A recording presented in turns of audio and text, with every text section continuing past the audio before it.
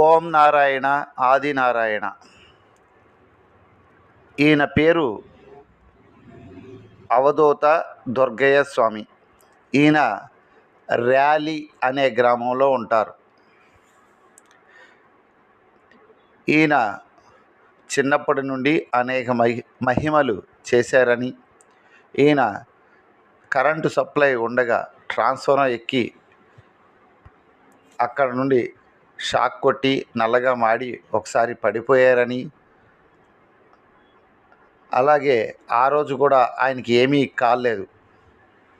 అలాగే ఈయన ఒక రావి ఆకు కనిపిస్తే చాలు వెళ్ళి ఆకు తీసుకుని దాన్ని విచిత్రంగా తిప్పుతూ సాధన చేస్తూ ఉంటారు. ఎప్పుడు ఎవరితో మాట్లాడరు.